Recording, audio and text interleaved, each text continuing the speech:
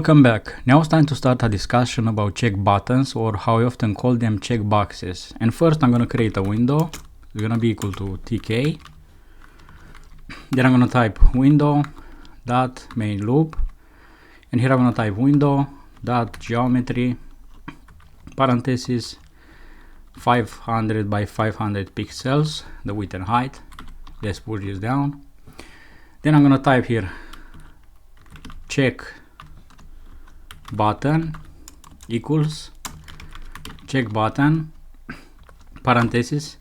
Now I'm going to pass the window, so where this check button is going to be shown, and some text which is going to be next to the box. Let's say I agree to the terms. Then we type check button dot pack. And also I should tell you that with the check button dot pack and with other widgets, when you use the dot pack, you can define here a side, and you can specify where the check box or where the widget on which you call this is going to be shown. So you can type left, right, bottom. Look, if I run this, as you can see, the check button is at the bottom. Alright, let's close this. Let's delete this. Next, let's associate a variable with this check button, because right now it's not doing anything. And I'll put a comma, and I'll type one value. And this x variable is going to have only one when you check the checkbox, or when you uncheck the checkbox of value, which is going to be 0. Now let's define that variable. I'm going to go up here. I'll type x equals, and I'll type int variable parenthesis. Alright. Next I'm going to go here, and let's define another argument. Let's type command to put a function called display. Let's go here. Let's type def display. It's gonna say if x.get equals 1, print I agree to the terms, else print I don't agree to the terms. Let's push this down.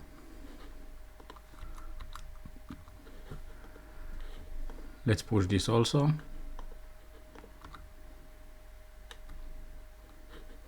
Let's run it.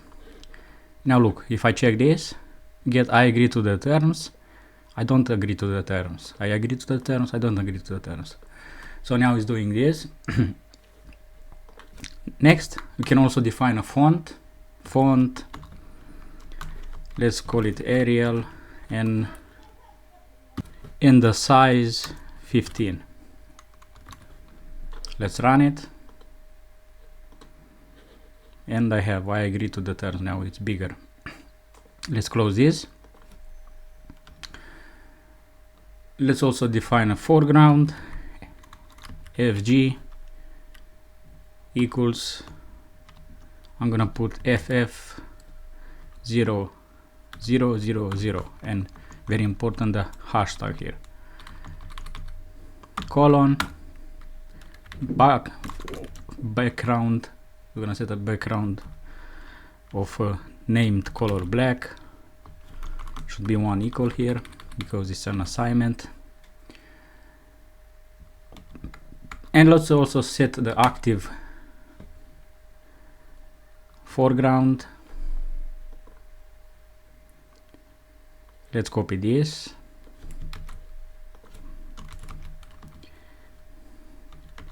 And active background, let's set it to black. Let's also add some padding. Padding y equals to 20, and padding X also 20. Now if I run this, now you have I agree to the terms, and you have this in red. You can check this, I agree to the terms, I don't agree to the terms. And you can also add an image, so I can type here image equals to, let's create the image. So I'm gonna go up here